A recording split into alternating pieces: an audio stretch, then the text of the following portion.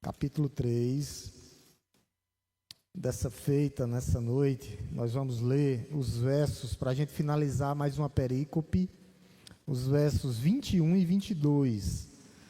Estamos finalizando uma perícope, uma parte, e na próxima quarta a gente já vai para a tutela da lei que nos conduz a Cristo. Hoje nós vamos encerrar o verso 21 e 22, Gálatas, capítulo 3, versos 21 e 22.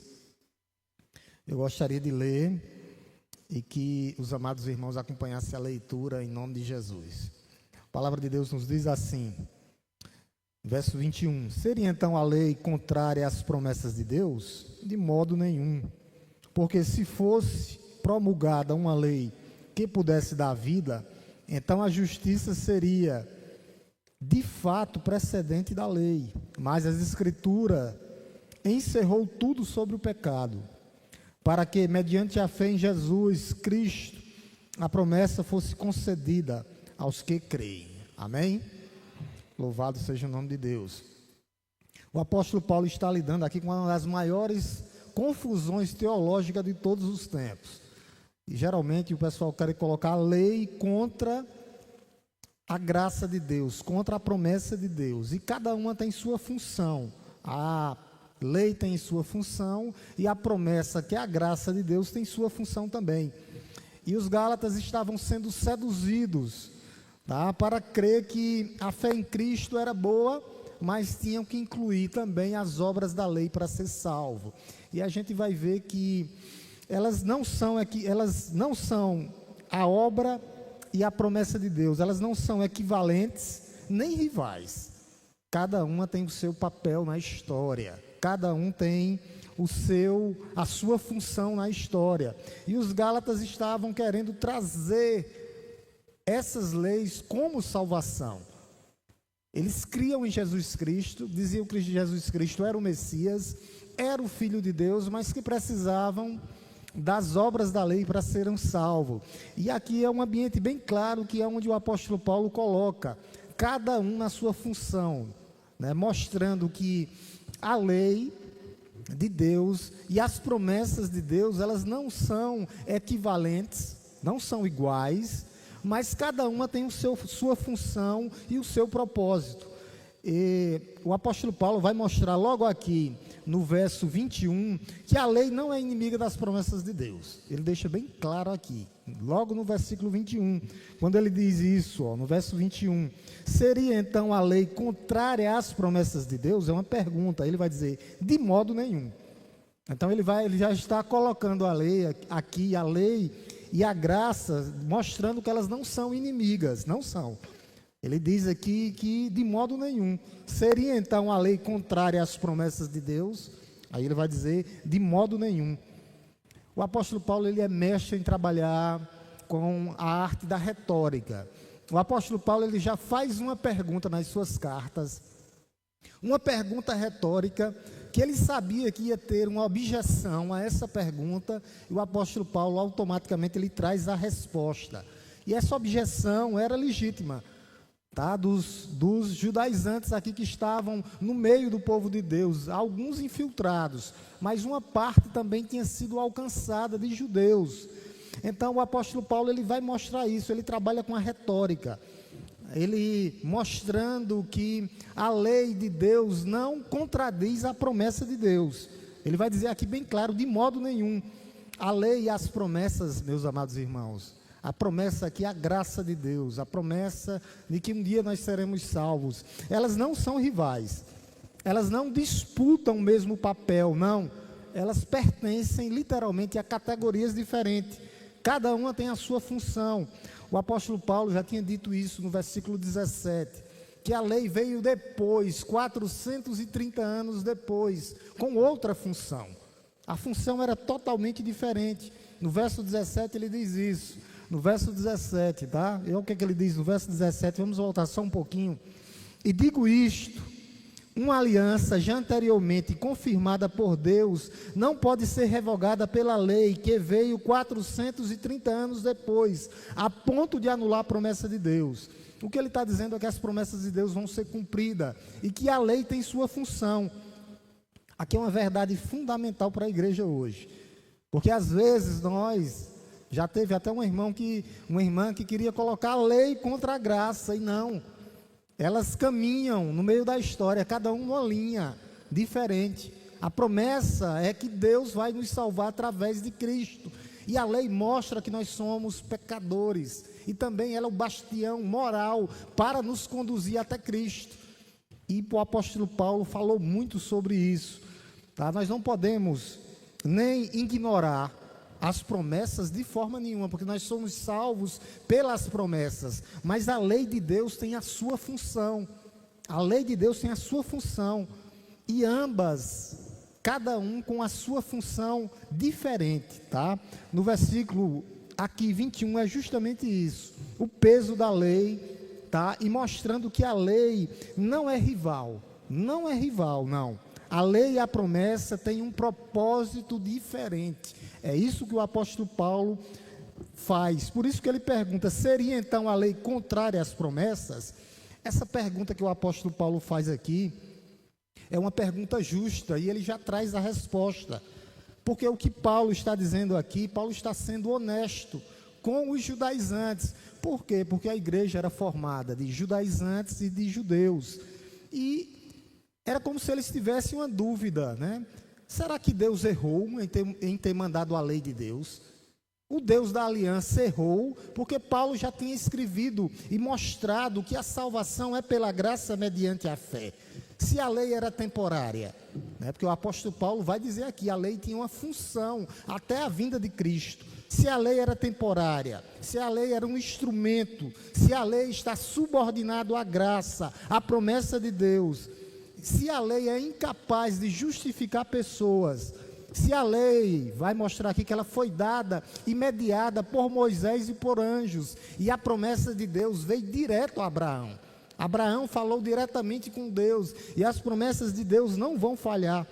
Então essas promessas aqui não vão falhar, e os judeus, eles ficavam com essa dúvida, os judaizantes ou os judeus que tinham se convertido. Se Deus, ele deu a lei, ele se contradiz no que ele fala.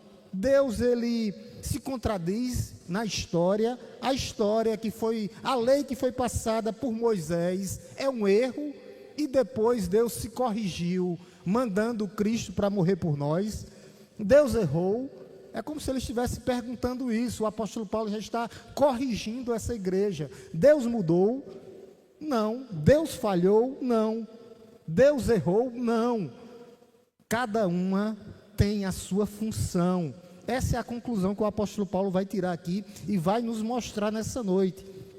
Tá, isso tem raízes teológicas profundas, meus amados irmãos, que mostra a natureza de Deus, a revelação de Deus. Deus, ele vem se revelando diante da história. É uma revelação progressiva. Deus não chegou com tudo pronto. Até a Bíblia, ela foi sendo revelada progressivamente, sendo montada. Então a revelação de Deus, o plano de redenção de Deus é progressivo, tá? Então, o que era que eles pensavam? Se há contradição no que Deus fez, Deus não é digno de confiança. Por isso que o apóstolo Paulo está estabelecendo, mostrando qual o significado da lei de Deus. A aliança de Moisés foi um erro? Mais uma pergunta, não. Deus errou? Não. Deus não erra, Deus não muda, ele é imutável. Por isso que o apóstolo Paulo começa com uma negação aqui enfática, né? Justamente enfática, quando ele diz aqui no versículo 21, ele diz assim: seria então a lei contrária às promessas de Deus, ou a negação? De modo nenhum. Aqui é um não, nunca, jamais. É como se o apóstolo Paulo estivesse, essa é uma das negações mais fortes que tem no grego aqui, é essa palavra, é como se ele estivesse dizendo nunca, jamais.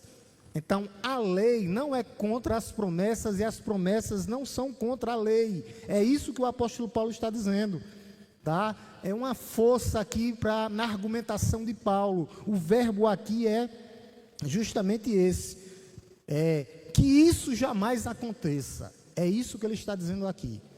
É isso que ele está falando aqui, quando ele diz justamente isso aqui no verso 21, ele diz: a lei é contrária à promessa de Deus de modo nenhum. Nunca será, nunca jamais, absolutamente nunca. É isso que ele está dizendo. É uma rejeição visceral aqui, veemente, que o apóstolo Paulo está colocando. Ele está mostrando que elas não são equivalentes, mas uma não é contra a outra. A lei não é contrária às promessas de Deus. Então Deus, ele não falhou no seu plano de redenção. O plano de redenção de Deus não falhou, sempre teve um propósito. Era a vinda de Cristo Jesus, nosso Senhor. O propósito da lei era apontar para nós e mostrar que nós éramos pecadores e que nós precisávamos de um Salvador. Era isso, o plano de redenção nunca falhou, porque o plano sempre foi Cristo morrer na cruz do Calvário para a remissão dos nossos pecados. Mesmo depois da queda do homem, quando o homem caiu, quando o homem pecou, quando o homem se afastou de Deus com o pecado, o propósito de Deus continuou, e o propósito de Deus era enviar um Salvador, um Redentor. A lei tem o propósito de apontar para Cristo. Por quê, pastor? Porque a lei mostra que nós somos pecadores e mostra que nós precisamos de um Salvador. É isso. E os planos de Deus, eles não falham, não falharam.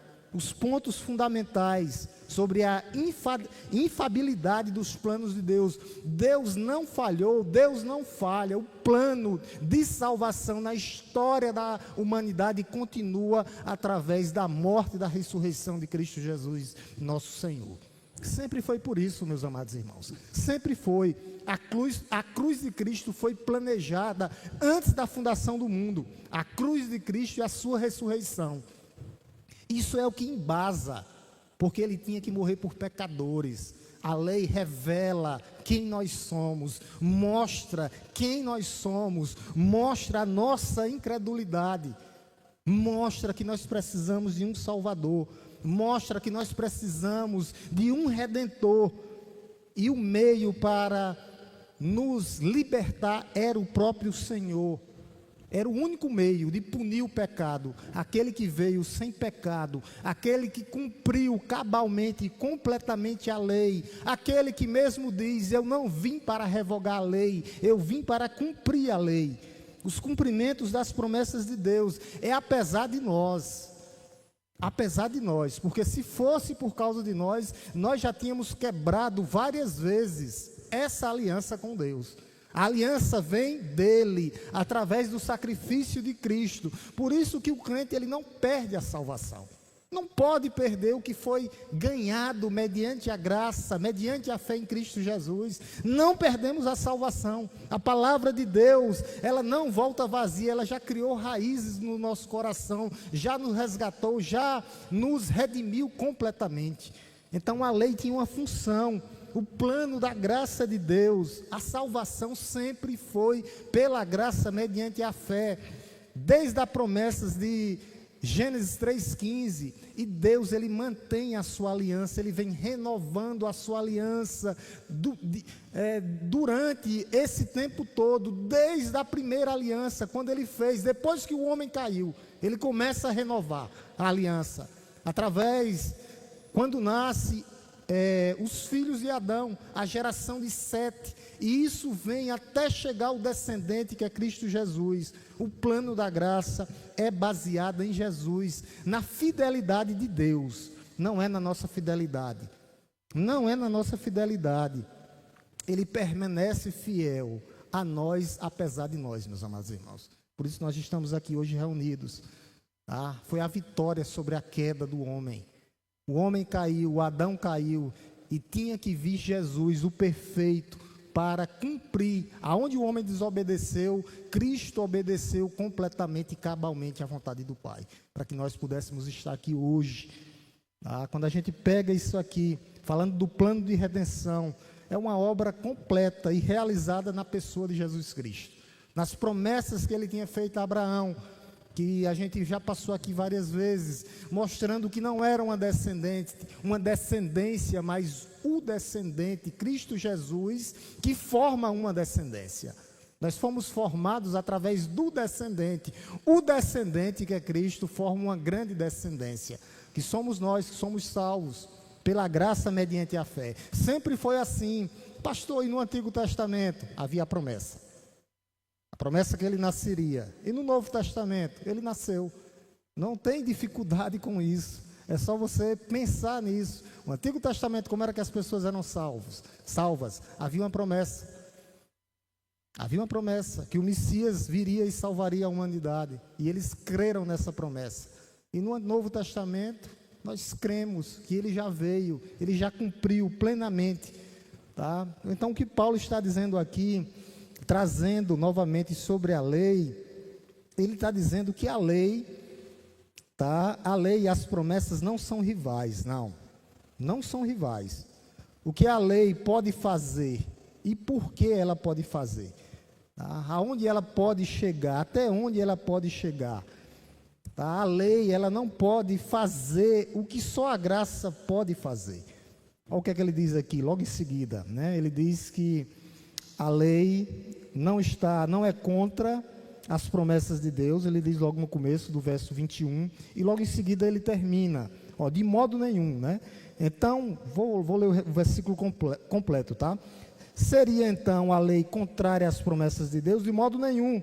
Aí ele vai dizer por quê? Porque se fosse promulgada uma lei que pudesse dar vida, então a justiça seria de fato procedente da lei.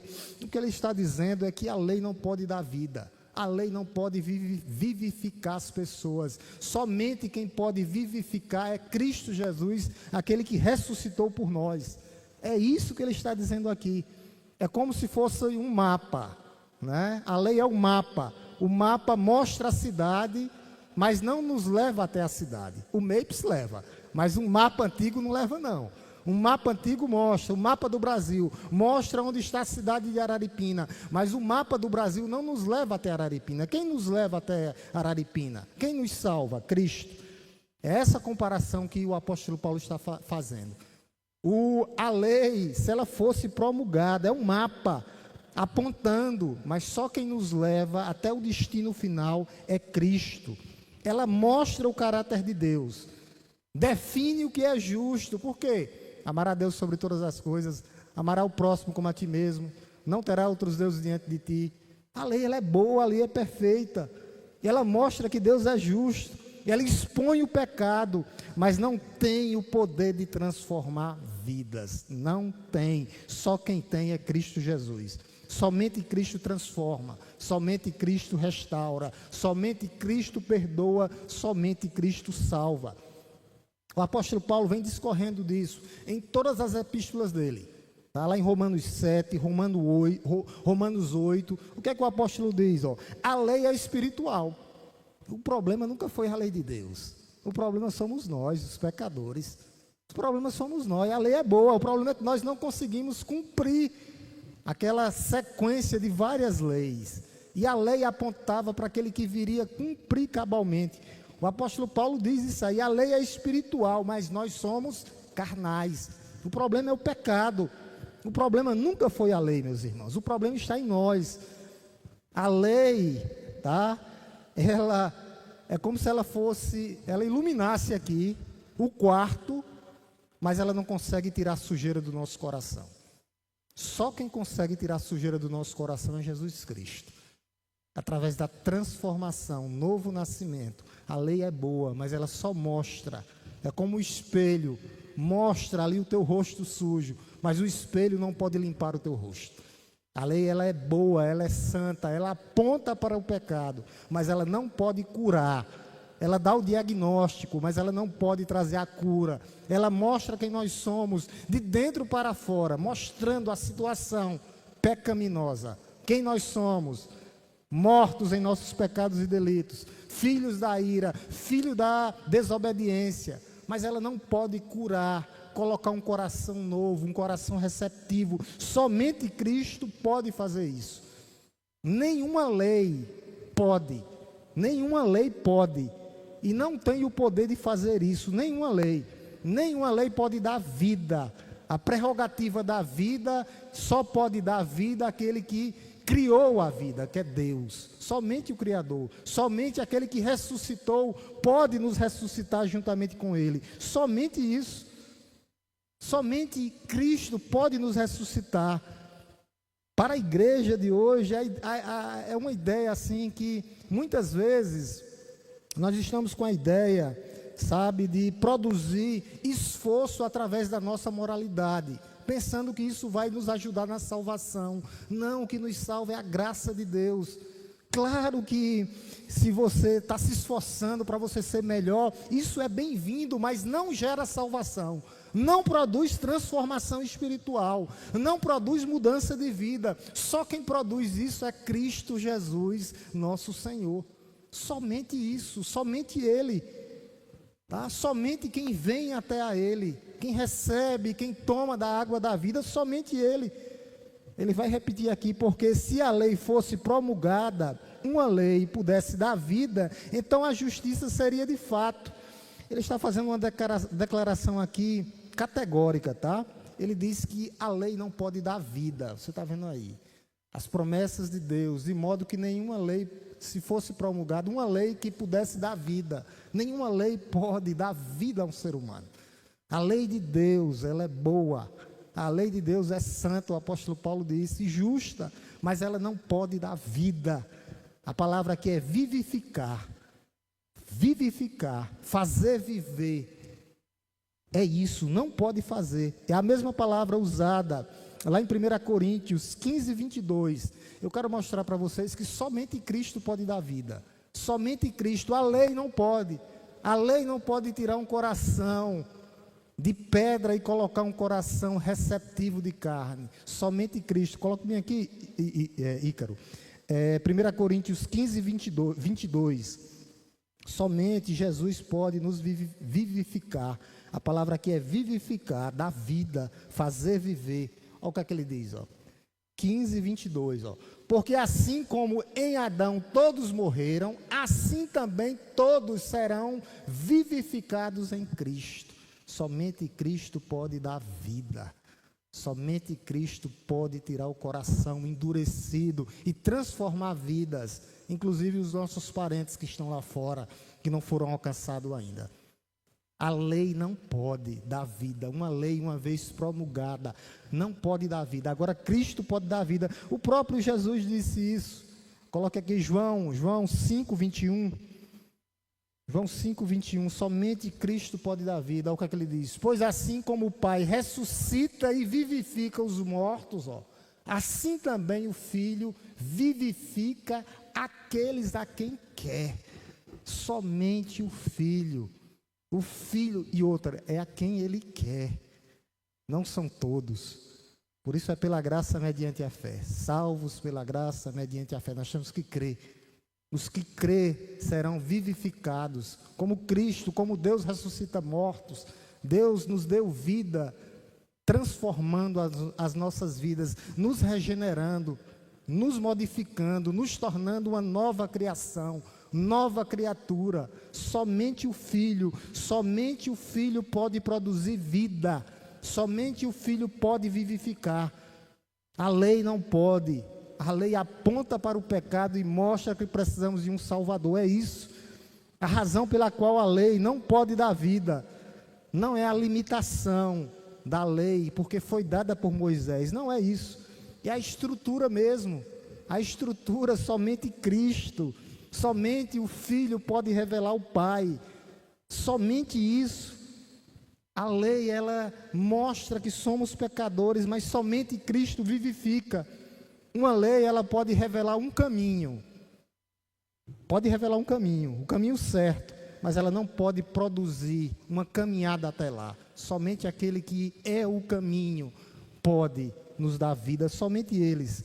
Somente Cristo, meus irmãos. Uma lei pode até definir um padrão de conduta. A lei moral mostra um padrão de conduta, mas não pode transformar um ser humano, não pode atingir o coração dele. Somente Cristo pode. Somente Cristo pode. Uma lei pode até proibir: não matarás, não cobiçarás.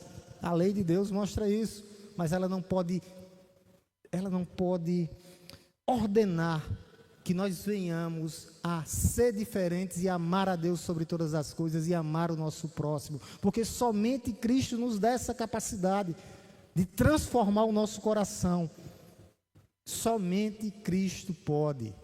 Lembrando que a lei é boa, por isso que Deus ele é maravilhoso. Ele cumpre a lei e diz: tome aqui a lei novamente. Não terá outros deuses diante de ti. Não farás para ti imagem de escultura. Não cobiçarás. Não matarás. Não adulterarás. A lei é santa e boa. Mas ela tinha que ser cumprida pelo perfeito. Por isso que elas não são equivalentes, mas elas não são uma contra a outra. A lei está aqui com a sua função e a graça de Deus, as promessas de Deus com a sua função também. Meus irmãos, a condição humana, depois da queda, é uma condição de ignorância total, imoral. Depois da queda do homem, ela abrange todos os setores. O apóstolo Paulo, eu falei isso na quarta-feira passada, que a questão é que nós estávamos mortos espirituais, não podem ver, não podem sentir, não podem. Então, uma lei não pode dar vida, somente Cristo Jesus pode dar vida. Um morto não precisa de uma lei melhor, não. Ele precisa de quê, pastor? De ressurreição. Ele precisa nascer de novo, do céu, do alto. A ressurreição, lei não pode fazer. Somente o Criador pode mudar o coração, regenerar. Somente Cristo pode, através da ação do Espírito Santo, convencendo o homem do pecado, da justiça e do juízo. É isso que o apóstolo Paulo está dizendo. O diagnóstico aqui da cura é Cristo. Não é a lei. A lei simplesmente aponta, mostra que eu sou pecador. Mas a cura somente através de Cristo, do nosso Senhor. Somente através dele. Nada vai curar o nosso coração. Os judaizantes estavam com esse problema aqui. Eles achavam que a desobediência, que eles precisavam da lei de Deus. Uma lei mais rigorosa. Eles pensavam que o remédio era a observância da lei para curar o coração dos desobedientes, incluir mais coisas no plano de salvação. E o apóstolo Paulo está fazendo uma defesa aqui, dizendo que não, que eles erraram. O problema não é a desobediência do homem, não é, mas é a morte espiritual. O homem sem Deus está morto. Meus amados irmãos, nós estamos pregando aí fora, nós temos que ter essa visão. Quando nós saímos para pregar aí fora, nós estamos pregando para mortos-vivos. Eles estão mortos, a Bíblia não diz isso. Por isso que é o Espírito Santo quem convence, quem converte, quem muda, quem regenera. Nós estamos pregando para mortos-vivos aí fora. Um dia eu estava assim, um dia nós estávamos assim. Por isso que nosso papel é simplesmente pregar. Eles estão mortos espiritualmente e eles precisam ser ressuscitados. Ressurreição da vida, aquilo que está lá. Pode voltar, Ícaro, lá para o texto, Gálatas. Da vida, só quem pode dar vida é Cristo. A lei não pode. Não pode. Para a ressurreição não existe lei, meus amados irmãos. Existe apenas aquele que criou a vida e que é Senhor sobre a vida e que traz à existência aquilo que ainda não existe. O apóstolo Paulo não diz isso. Somente ele pode fazer isso. Coloque bem aqui, Ícaro, Romanos 4,17. Somente Deus pode fazer isso. Dar vida, ressuscitar mortos. Olha o que é que ele diz: como está escrito, eu constituí por pai de muitas nações, diante daquele em quem Abraão creu, o Deus que vivifica os mortos e chama à existência as coisas que não existem. Louvado seja Deus por isso. Nosso papel é pregar. Só Ele pode dar vida, só Ele traz à existência aquilo que não existe, vivificando mortos, levantando aqueles que são cadáveres humanos hoje aí fora da igreja. Somente Cristo. E Efésios vai dizer que Ele nos deu vida quando nós estávamos mortos em nossos pecados e delitos. Essa é a diferença entre o Evangelho e a lei. A lei instrui, o Evangelho cria uma nova pessoa, nova criação. A lei mostra uma exigência que ninguém consegue cumprir cabalmente e totalmente. O Evangelho nos adota. Nós somos inseridos na videira verdadeira. Essa é a diferença. A lei há uma pressão externa para que nós possamos ser perfeitos. E o Evangelho, ele muda de dentro para fora. Transformação, é essa a diferença. Mas cada um com seu papel. Não que eles são, o apóstolo Paulo disse aqui, de modo nenhum que elas são contrárias, não. Cada um tem sua função. Porque muitas igrejas hoje querem quebrar as funções, né? Colocar que nós precisamos inserir algumas obras da lei para a salvação, como a igreja romana faz. E obras, precisa de obra, você tem que fazer. Não, é graça, é transformação de dentro para fora. O que nós precisamos é pregar. A lei, ela pode reformar um comportamento externo. Pode. Mas não pode renovar um coração doente. Transformar, meus amados irmãos. Somente Cristo. O Evangelho, ele não reforma. Não. Ele recria, ele dá vida. Ele não melhora, ele ressuscita mortos. É isso que a graça de Deus fez em nossas vidas. Nós estávamos mortos, e nós nascemos de novo, nova criatura, ressuscitados. Se morremos com Ele, ressuscitaremos com Ele. É isso.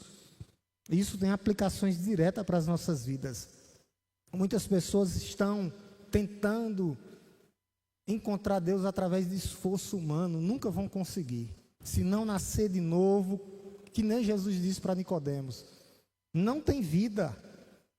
Pode entender das Escrituras, mas se não nascer de novo, Nicodemos, não adianta nada. Vão ser legalistas. Vão ser legalistas. Muitas pessoas estão tentando se encostar a Deus através de disciplinas espirituais. A disciplina sempre é boa, mas ela não pode trazer vida. Depois que ela traz vida, que somos disciplinados para viver conforme a sua vontade e o seu querer. Nós não podemos trocar a forma, não. Primeiro é graça, depois ele traz e mostra e incute em nossas vidas, inclui em nossas vidas os frutos. Pelos frutos é que nós vamos ser conhecidos, as árvores, mas primeiro a transformação, onde ele traz um galho morto, insere na videira da vida para que aquele galho possa frutificar, dar frutos para a glória de Deus. O galho seco ali, ele não vai dar frutos, não vai produzir. Por isso nós não podemos inverter os papéis, meus amados irmãos. Primeiro é a graça de Deus que nos alcançou, nos regenerou, nos salvou. Nós não conseguimos amar mais a Deus por esforço humano, não. Se antes não tiver acontecido a regeneração do coração, nós não conseguimos ser humildes pela força, pela vontade, não. Não conseguimos. Se antes não haver regeneração, não conseguimos. Somente através da transformação é que nós vamos ver os frutos cotidianos, frutos constantes. Podemos passar por momentos difíceis, mas depois o galho, o ramo volta a frutificar. Tá? Então, são as consequências, os frutos que vão vir depois da regeneração. A promessa que foi nos dada do Messias, que nos resgatou, que nos transformou. Sim, aí agora eu frutifico para a glória de Deus. Não são as condições, a lei não é a condição para alcançar Deus, não. Não é a condição. A condição é Cristo Jesus, nosso Senhor. Somente Ele. Somente Ele. É isso que o apóstolo Paulo está mostrando aqui. No versículo 22... ele vai dizer que o pecado aqui foi encerrado. A palavra aqui não é que o pecado acabou, não, tá? A gente tem que entender. Ele vai mostrar a face do pecado através das Escrituras Sagradas. Esse texto aqui, ele é um texto profundo. E eu vou falar um pouco sobre ele. Olha o que ele diz. Mas a Escritura encerrou tudo sobre o pecado, para que mediante a fé em Jesus Cristo a promessa fosse concedida aos que creem. Quando diz que foi encerrado tudo aqui, tá? Primeiro ele mostra o agente. O agente é a Escritura Sagrada. A Escritura Sagrada mostra a face do pecado. Mostra o que é o pecado. Dá o veredito sobre o pecado. Qual o veredito? Qual a sentença sobre o pecado? Onde é que está, pastor? Na palavra de Deus. Mas a Escritura encerrou tudo. Encerrou aqui, mostrou tudo. Mostrou a sua face. Desvendou tudo. Esse é um dos textos mais dramáticos e provocadores da Escritura. Porque causa polêmica. Porque pensa, o pecado, foi encerrado o pecado. Depois Cristo veio. É aqui onde as doutrinas, né, do pessoal que diz que não tem pecado, eles pegam daqui. Porque não tem nada a ver. Nada a ver. A Escritura descreve a situação, ela executa, ela mostra a situação do pecado. Mostra a sentença do pecado. O salário do pecado é a morte. O homem está destituído de Deus por causa do pecado. É isso que o apóstolo Paulo está dizendo. O pecado causa separação entre Deus e o homem. O verbo aqui encerrou, é fechar. A Escritura aqui no grego é fechou de todos os lados, completamente. Prendeu de todos os lados o pecado. Não tem para onde ele ir mais. A Bíblia mostra a face completa do pecado. Ele está cercado por toda a Escritura. É essa a palavra no grego. O pecado não tem saída, ele está cercado. A Escritura cerca ele por todos os lados e mostra a sua face. Essa é a palavra no grego. O pecado foi cercado. E essa cerca não tem janela, não tem espaço, porque a Bíblia cercou por todos os lados, foi selado. O pecado foi selado, foi mostrado, foi revelado. É isso, meus amados irmãos. Por isso precisa de pessoas que estudem a palavra de Deus, porque senão vão pregar o que? Heresias. Vai dizer, o pecado se encerrou depois que Cristo veio. Não, a Escritura cercou, não deixa lugar para saída nenhuma para o pecado. É isso. E ele diz aqui tudo, encerrou tudo, cercou por todos os lados. É isso que a Bíblia diz, tá? É isso que a Bíblia mostra. Cercou em todos os lugares, em todas as épocas, em todas as culturas. A Bíblia revela a maldição do pecado. Não tem saída viver no pecado. O pecado traz morte. O pecado definha o homem. O pecado vai murchar, atrofiar e vai matar pessoas. E o veredito é universal em todas as épocas. Quem continua na prática do pecado? A Escritura Sagrada mostra a situação, cerca por todos os lados. O apóstolo Paulo já tinha falado isso, tá? Ele vem falando sobre a maldição do pecado lá no capítulo 3 de Romanos e no capítulo 1. Ele fala a situação do pecado. Eu queria ler Romanos 3, do 9 ao 20, só para vocês verem a situação do homem, o pecado, o que o pecado faz com o homem. É o que ele diz aqui, que se conclui, eu vou ler aqui na minha, tá? Os irmãos acompanhem aí. Eu estou sem Romanos 3, pode deixar aí, Ícaro. Romanos 3, do 9, a partir do 9. Os irmãos acompanhem aí pelo Data Show. 3 a partir do 9. Olha o que é que o apóstolo Paulo fala sobre o pecado. Tá, Que se conclui, temos nós alguma vantagem? Não, de forma nenhuma. O apóstolo Paulo estava falando sobre ele, que era judeu. Pois já temos demonstrado que todos, tanto judeus, quanto gregos, ou judeus e gentios, estão debaixo do pecado. Aí ele vai dizer por quê. Como está escrito, não há um justo. Ele falando que a Escritura, não há um justo, tá? Não há um justo, nenhum sequer. Aí ele continua, até o verso 20, eu vou ler, tá? Não há quem entenda, não há quem busque a Deus, todos se desviaram e justamente se tornaram inúteis, não há quem faça o bem, não há nenhum sequer. Aí ele diz, a garganta deles é um sepulcro aberto, com língua enganam, veneno de víbora está nos seus lábios, a boca eles a têm cheia de maldição e amargura, os seus pés são velozes para derramar sangue, nos seus caminhos há destruição e miséria. Versículo 17. Eles não conhecem o caminho da paz, não há temor de Deus diante dos seus olhos. Aí, versículo 19. Ora, sabemos que sabemos que tudo o que a lei diz é dito aos que vivem sob a lei, para que toda boca se cale e todo mundo seja culpável diante de Deus. Aí ele vai dizer, porque ninguém será justificado diante de Deus por obras da lei, pela lei vem o conhecimento do pecado. Ele mostrando aqui a face do pecado. A lei mostra o pecado. O apóstolo Paulo diz isso também, no verso 1, do 18 ao 32. Não vou ler, mas os irmãos acompanhem. Diz isso em Romanos 2, do 1 ao 29. O que ele está dizendo é mostrando a face do pecado. Com o pecado não há um justo, nenhum sequer. Todos se desviaram, todos se extraviaram.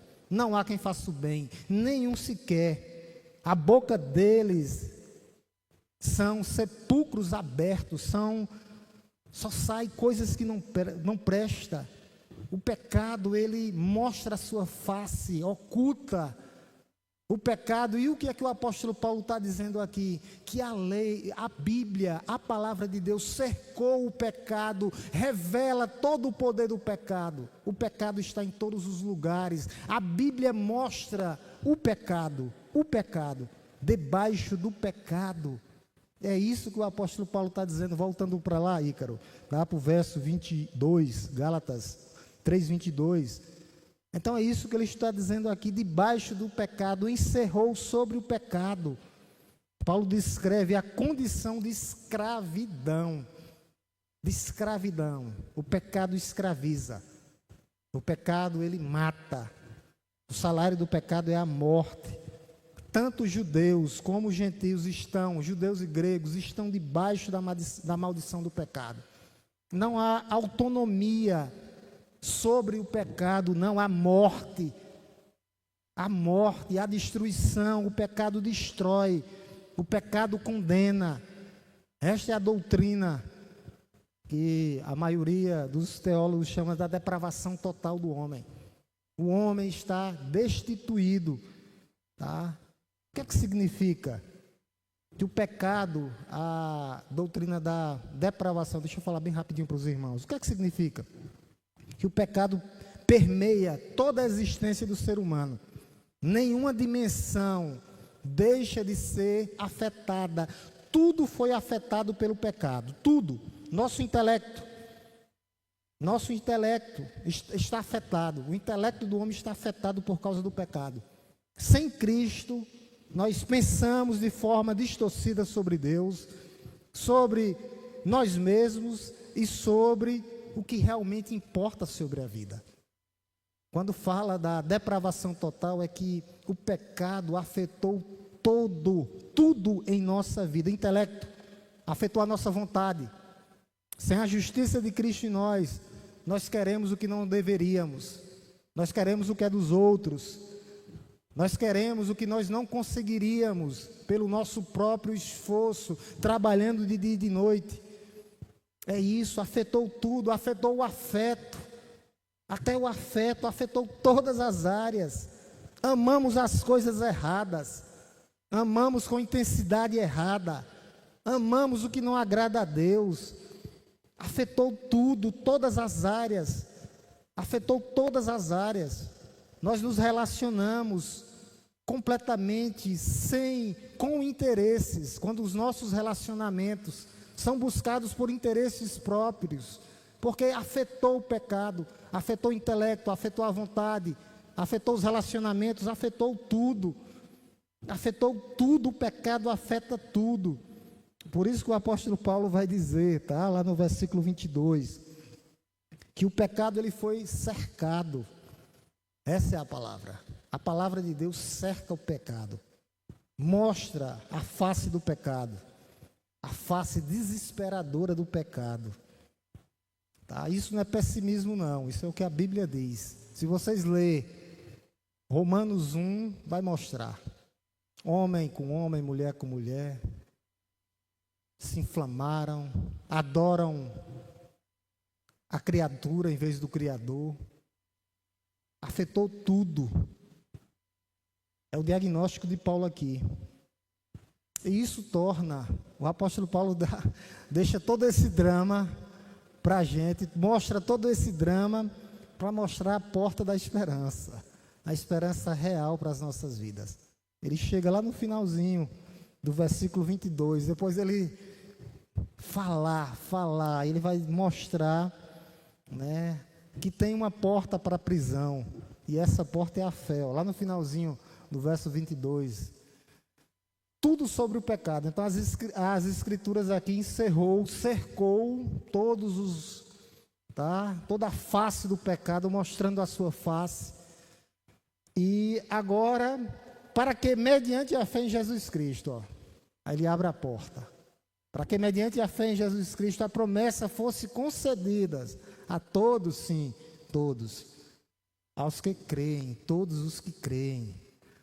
A esperança, meus amados irmãos, em Cristo, para o pecado, para a condenação e para a morte, porque Ele é a ressurreição e a vida, aquele que nos dá vida, aquele que nos trouxe até aqui, pela fé em Cristo Jesus, para que mediante a fé, a promessa fosse concedida aos que creem. Paulo rodou, girou e chegou. A cura, tem cura para o pecado, e a cura é Jesus. A cura é fé em Cristo Jesus, para que a promessa fosse concedida. É isso que ele está dizendo aqui. A promessa fosse concedida aos que creem, para que a promessa fosse concedida. É interessante que o apóstolo Paulo aqui não está dizendo que a fé, para que a fé fosse construída. Não, concedida de graça. Aqui onde está a beleza do Evangelho. A beleza do Evangelho está aqui, porque ele nos concede de graça, mediante a fé em Cristo Jesus, nosso Senhor. Louvado seja Deus, meus irmãos. Que texto maravilhoso. Que texto. Eu passaria o dia todo aqui, com tanta coisa que eu anotei. Eu quero que vocês notem as palavras que Paulo usa, tá? Fosse concedida, fosse dada, de graça. Não é conquistada pela força, pelo que eu tenho, pelo que eu vou ter, pelo que eu posso pensar ou atingir. Não, foi concedida, não foi conquistada, não foi merecida, não foi adquirida, não foi por desempenho próprio, não, foi concedida, dada. A quem, pastor? Aos que creem, a fé. Não tira a responsabilidade do homem, vai pensando que tira. Concedida, nós temos que crer. Crer, a fé é a mão que recebe de graça aquilo que Deus nos deu de graça. Nós temos que dizer: eis-me aqui, Senhor, eu creio. Não tira a responsabilidade aos que creem. Aos que creem. A fé não é uma obra, ela é a mão aberta que recebe o que Deus nos oferece de graça. Graça, favor imerecido. A fé em quem, pastor? Em Cristo Jesus. Em Cristo Jesus. Às vezes nós estamos colocando a nossa fé em outras coisas, tirando o foco. Tirando o foco, a fé em Cristo. Em Cristo. Não é na lei, não é em uma instituição humana, não é em governantes, mas em Cristo. Não é em uma tradição religiosa, não. É em Cristo Jesus. Em uma pessoa, a fé, a graça sobre uma pessoa. Jesus, aquele que cumpriu a lei em nosso lugar, aquele que carregou a nossa condenação, a tua condenação, na cruz do Calvário, aquele que nos dá garantia, aquele que nos dá vida, aquele que não revoga a lei, aquele que cumpre cabalmente a lei e cumpre em nosso lugar, para nos dar salvação pela graça mediante a fé. Esta é a lógica da redenção. Deus revela a doença através da lei. A doença é o pecado que mata, mas ao mesmo tempo Ele mostra a cura, o diagnóstico, Cristo Jesus nosso Senhor. É completo o serviço de Deus em nossas vidas. Esse texto é completo em nossas vidas. Louvado seja Deus. Louvado seja Deus. Eu concluo com algumas coisas para só que a gente possa pensar, sabe? Gálatas aqui, todo Gálatas aqui, Gálatas 3 aqui, desde o princípio onde a gente começou a ler aqui. Deixa eu voltar aqui, Gálatas 3. A perícope completa aqui, do 15 ao 22 aqui, tá? Ele vai mostrar 3 frentes aqui para que a gente possa pensar. Tá? A primeira coisa é que Deus, Ele nos convida, tá? Nos convida, pela graça mediante a fé, crer nele. Então a lei não é uma escada para chegar até Deus, não é, tá? Se quem vive pelas obras da lei vive debaixo da religiosidade. Debaixo da religiosidade. Homens não conseguem se achegar a Cristo se Cristo não se revelar, se Cristo não nos regenerar, meus amados irmãos. Tá? Tem pessoas que tentam, mas se não houver essa regeneração, essa transformação, o que Cristo disse para Nicodemos, por mais que o esforço humano, eles tentam e fazem coisas, eles não conseguirão chegar até Cristo Jesus, não conseguirão. Somente Cristo pode nos conduzir a Deus, somente Ele. Nós lemos aqui, não são obras da lei, não são atos religiosos, mas é a graça bendita de Cristo nos transformando e nos regenerando, meus irmãos. Segundo, Deus nos liberta da condenação da lei. A lei mostra que somos pecadores. Às vezes alguém chegou aqui cheio de culpa, sabe? Não há mais condenação para aqueles que estão em Cristo Jesus, meus amados irmãos. A libertação, a cura. O que tem que haver agora da nossa parte é continuidade na presença de Deus, a doutrina da perseverança dos santos.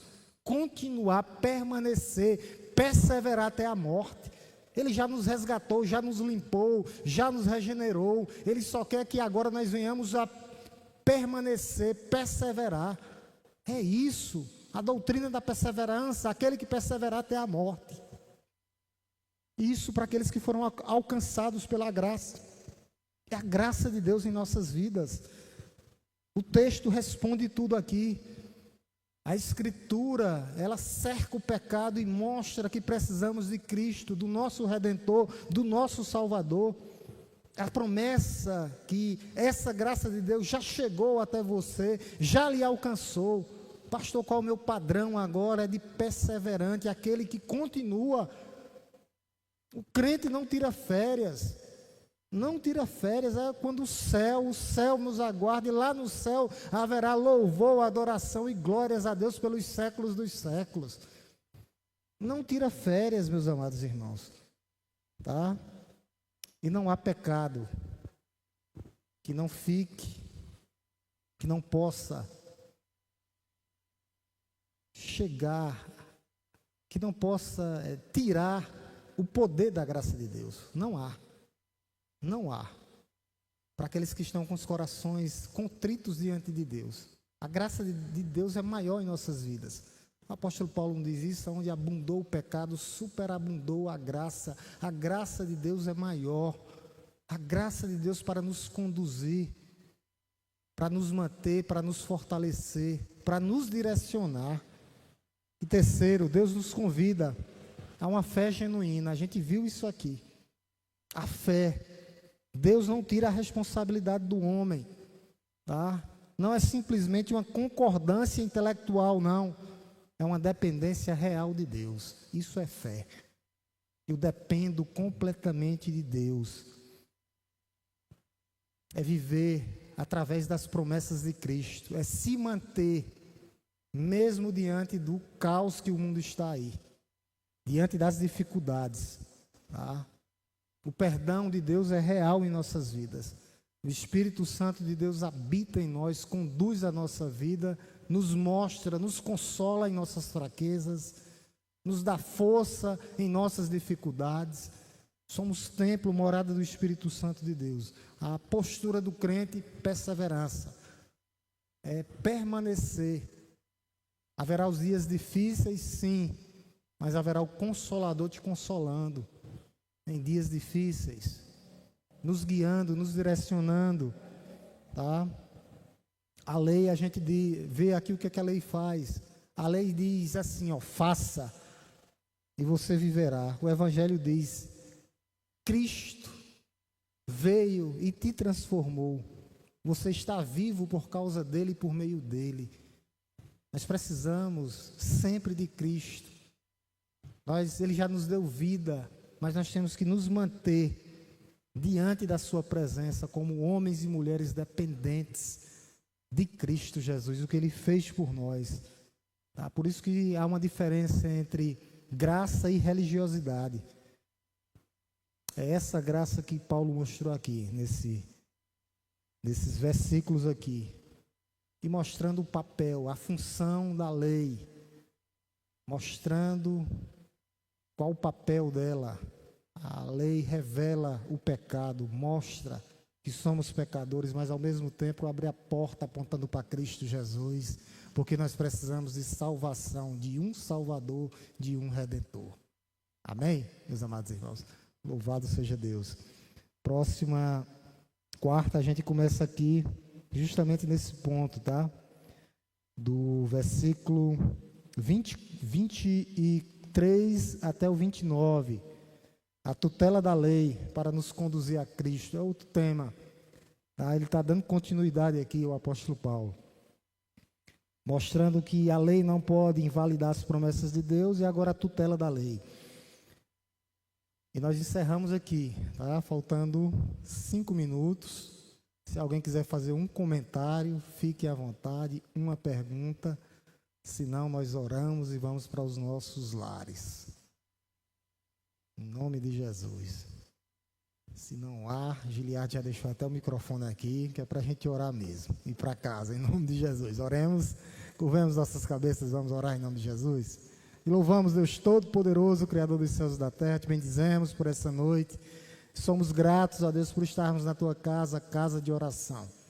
Ó Deus, para aprender mais da tua palavra, onde ficou claro, ó Deus, que a lei, ó Deus, e a graça, as promessas de Deus, ó Deus, elas não são equivalentes, mas elas não são contra uma a outra. Cada uma tem sua função, tem o seu papel na história. Que nós possamos, ó Deus, aprender e continuar aprendendo mais e mais do Senhor. Ó Deus, tendo esse desejo no coração para entender a tua palavra, ó Deus. Porque quando nós estamos aprendendo mais com a tua palavra, nós estamos mais perto das tuas respostas aos nossos corações, ó Deus. Porque o Senhor fala através da sua palavra hoje, ó Deus. Fala com a sua igreja, fala com o teu povo. Continua, Pai, despertando a tua igreja, o teu povo, para a importância do culto de doutrina, ó Deus, onde nós aprendemos mais e mais de Ti. Obrigado, Senhor, por esse estudo. Obrigado pelas nossas vidas, ó Pai. Que o Senhor possa nos conduzir para os nossos lares. Ó Deus, oramos, te bendizemos e te agradecemos, no nome santo e poderoso de Jesus. Amém, meus amados irmãos? Deus nos abençoe. Deus nos abençoe.